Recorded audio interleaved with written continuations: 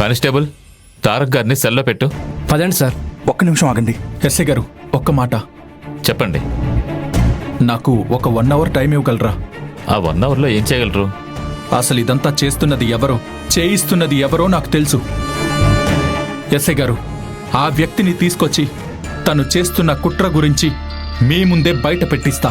తారక్ గారు, ఇప్పుడు మా దగ్గరున్న ఆధారాల ప్రకారం మీరే నిందితుడని తెలిసి కూడా మిమ్మల్ని విచారించకుండా ఇప్పుడు మేము బయటికి పంపించలేము.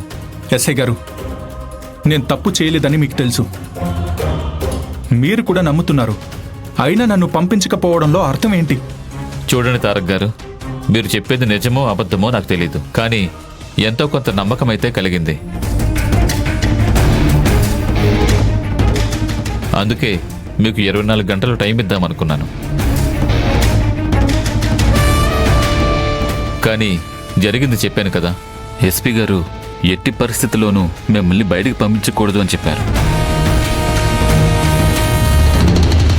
ఆయన మాటల్ని నేను ధిక్కరించలేను. చూడండి ఎస్ఐ గారు, మీ దగ్గర ఉన్న ఎవిడెన్స్ ఫేక్ ఎవిడెన్స్. దాన్ని కావాలని నాకు వ్యతిరేకంగా సృష్టించి మీకు అందేలా చేశారు. అన్నీ తెలిసి కూడా నేను చేతులు ముడుచుకుని కూర్చోవడంలో అర్థం లేదు. ఇదంతా ఎవరు చేశారో ఆ వ్యక్తుల్నే తీసుకొచ్చి మీ ముందు నిలబెడతాను. అప్పుడు తప్పెవరిదో ఒప్పెవరిదో మీకే తెలుస్తుంది. మంచేదో చెడేదో మీ కళ్ళకే కనిపిస్తుంది. దాన్ని బట్టి అప్పుడు మీరే ఒక నిర్ణయం తీసుకునే అవకాశం దొరుకుతుంది. తారక్ గారు, మీ పాయింట్ ఆఫ్ వ్యూలో మీరు చెప్పింది కరెక్టే, కానీ మేమున్న పొజిషన్లో, మాకున్న విధి నిర్వహణలో అదంతా సాధ్యం కాదు. ఎస్పీ గారు చెప్పిన తర్వాత కూడా నేను ఆయన మాటను కాదని మిమ్మల్ని పంపిస్తే తర్వాత అది నా ఉద్యోగానికే ఎఫెక్ట్ అవుతుంది.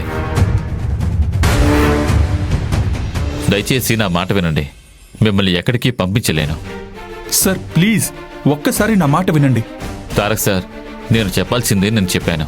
ఇంతకు మించి నేనేమీ చేయలేను. దయచేసి నా మాట వినండి. మిమ్మల్ని ఎక్కడికి పంపించేది లేదు. కానిస్టేబుల్స్, తారక్ సార్ని సెల్లో పెట్టండి. పదండి సార్. పదండి సార్.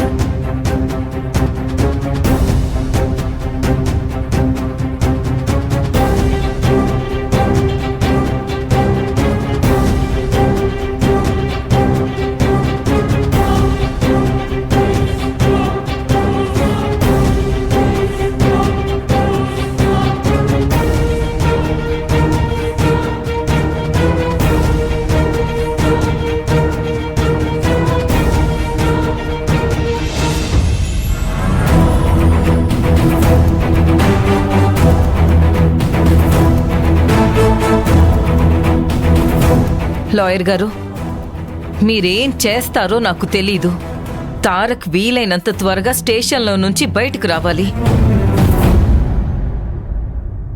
బాచుపల్లిలో జరిగిన ఈ దుర్ఘటనలో 3 మరణించారు. ఈ ప్రమాదానికి కారణం ఏంటా అని పోలీసులు ఆరా తీస్తున్నారు.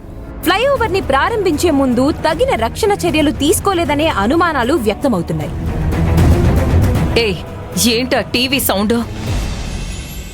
ఇప్పుడు అర్ధాంతరంగా టీవీ ఎవరు ఆన్ చేసింది? క్షమించండి అత్తయ్య గారు, తారక్కి సంబంధించిన వార్త ఏమైనా వస్తుందేమోనని చూస్తున్నాను. ముందు ఆ టీవీ ఆఫ్ చేయి.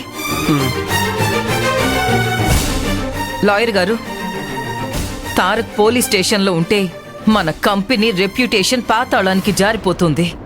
వీలైనంత త్వరగా నా కొడుకు బయటకు రావాలి. అండర్స్టాండ్?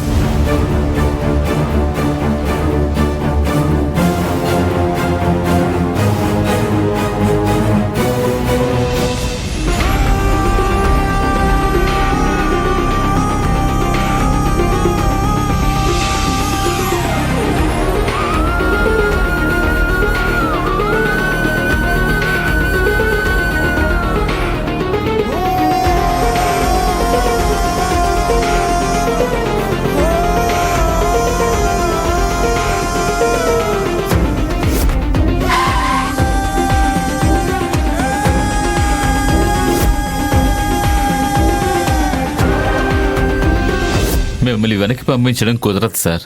అరెస్ట్ చేయడం తప్ప మా దగ్గర మరో దారి లేదు.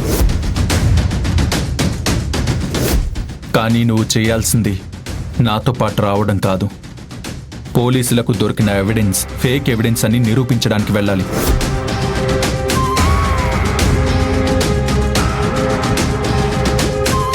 మీరేం బాధపడకండి ఆంటీ.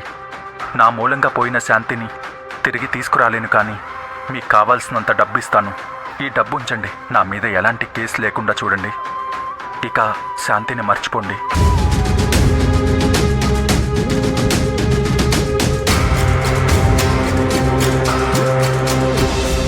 తారక్ సార్ ఖచ్చితంగా వాళ్ళతో ఇలా మాట్లాడుండరు. కానీ ఈ వీడియోలో తారక్ సార్ ఇలా మాట్లాడుతున్నట్టు ఎందుకుంది? తారక్ సార్ ఖచ్చితంగా వాళ్ళతో ఇలా మాట్లాడుండరు. కానీ ఈ వీడియోలో తారక్ సార్ ఇలా మాట్లాడుతున్నట్టు ఎందుకుంది?